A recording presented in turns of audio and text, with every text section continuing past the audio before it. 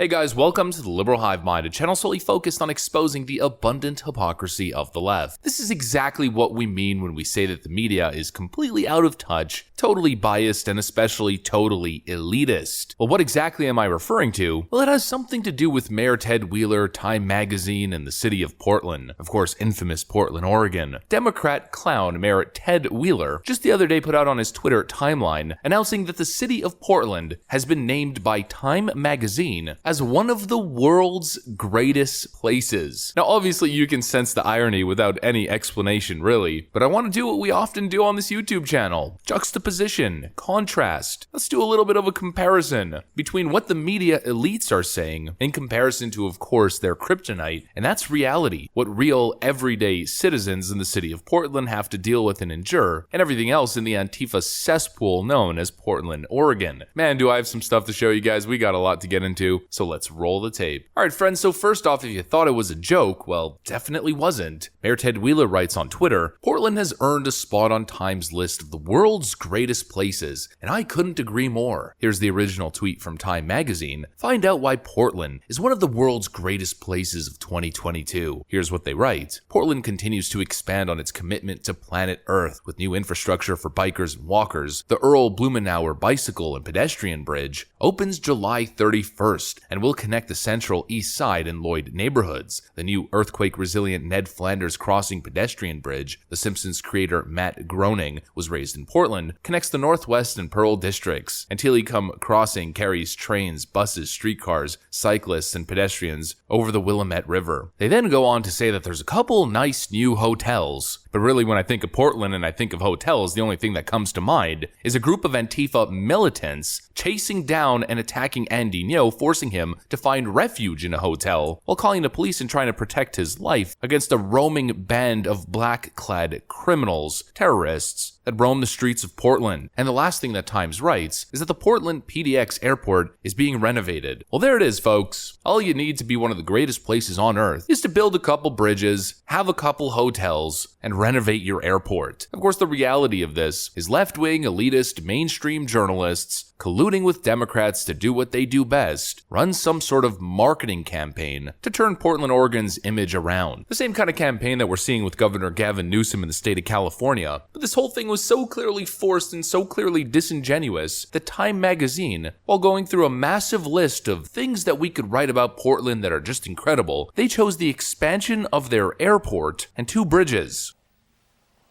Wow. Meanwhile, of course, the contrast with reality: is Portland, Oregon one of the greatest places on earth, or is it probably more accurately becoming one of the worst places in America? Because this is the reality that regular people in Portland are dealing with. For years, these neighbors have been watching the city's homeless crisis spread across parts of southeast Portland. Now it's right outside their front door.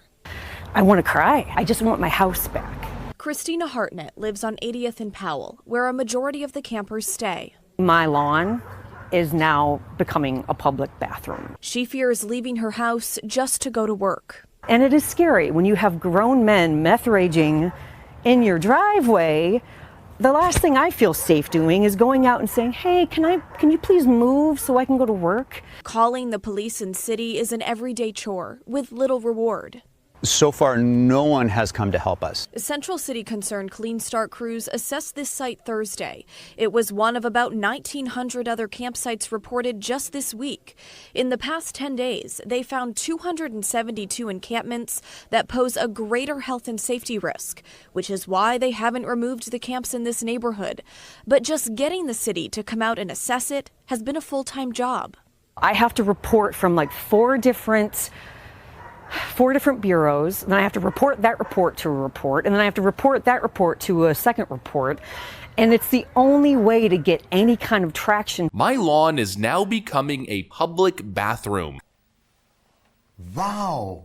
Does that sound to you like one of the greatest places in the world? Because to me, there's a different descriptive term that I think I'd describe it with. It's one that Donald Trump used to describe a particular country a while ago. And he got a whole lot of flack for it. It became a massive media scandal for a couple months. I'm not going to say the word, but you guys get the point. If Time magazine was being honest, how is it even remotely possible that frankly any left-wing city makes it to this list, let alone Portland? I mean, Portland has accomplished so much. They've expanded their airport, they've expanded their homeless population and homeless encampments, they've expanded their crime rates and homicide rates. Definitely on track to be one of the greatest places on earth. I mean, you don't exactly need to be a genius to see what's really going on here. The greatest places on earth aren't the places that are begging tourists to come back. We saw that with Governor Gavin Newsom's campaign ad in Florida. Please come back to California, we beg you. Of course, we've seen it with Portland as well. This article from the 19th of December 2021, Portland to tourists. Please come back. Portland, Oregon, no one has yet disentangled the factors that caused tourists and business people to stop coming to Portland in 2020. At the Portland Business Alliance Breakfast Forum, Wednesday, December 14th, billed as Wish You Were Here, Rebuilding Portland's Travel and Tourism Industry, the panel discussed Portland's destination image taking a, quote, major hit because of the COVID-19, wildfires, political violence, and public safety concerns. You know, the place that nobody wants to go to because there's roaming band of leftist criminals on the street that the district attorney's office and all the prosecutors, well, refuse to prosecute. These criminals that get to operate with near impunity in Portland. Portland's summer camp teaches kids how to hate police, withstand tear gas, quote, little activists, an Antifa camp for kids. One of the many headlines which we've covered on this YouTube channel, showing the city of Portland totally accepting these Antifa militant groups. Yeah, you know that city on the West Coast that has a real terrorist problem? Definitely sounds like one of the greatest places on earth, and it's totally backed by the tourism data. It's completely ridiculous. The greatest places on earth aren't shedding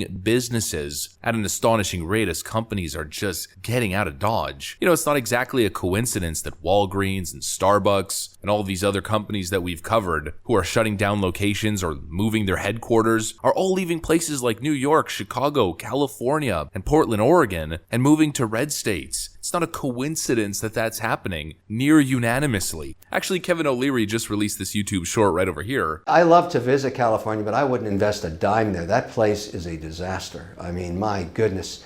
You can't say enough bad stuff about how they operate that place. I would never live there, I would never invest there, and I have moved lots of companies out of there. Basically shows the sentiment, but those aren't exactly the signs of one of the greatest places on earth. Those are the signs of a crumbling society and failed government. And clearly what's going on here is Mayor Ted Wheeler, the Democrats, are teaming up with the out-of-touch, elitist, mainstream media in a massive public relations campaign to change and rewrite history. Only problem is, most people aren't that dumb. Most people have seen what goes down in Portland, and even those that might get conned or might get confused to show up one time, well, I don't exactly see them having great incentive to come back. The whole trying not to step on human feces and hypodermic needles while trying to avoid getting assaulted by homeless people on the streets doesn't exactly seem like paradise to me. Portland, Oregon, one of the greatest places on earth. Give me a break. Every single person that I know from Portland is in some way, shape, or form putting together an exit strategy. And most of these failed Democrat cities, which I even used to view as small vacation destinations, at this point I would never step foot in. Who wants to visit New York City, trying to live like people in the Big Apple taking the subway around, when every single week it seems like there's an absolutely heinous attack on innocent civilians within the subway system? Democrat cities are failing, and no amount of PR campaign involving the dishonest media is going to change that fact. But that's what I got for you guys. Hopefully you enjoyed it. If you did, of course, leave a like. I'm gonna get back to work. Thanks for watching, and I'll see you on the next one.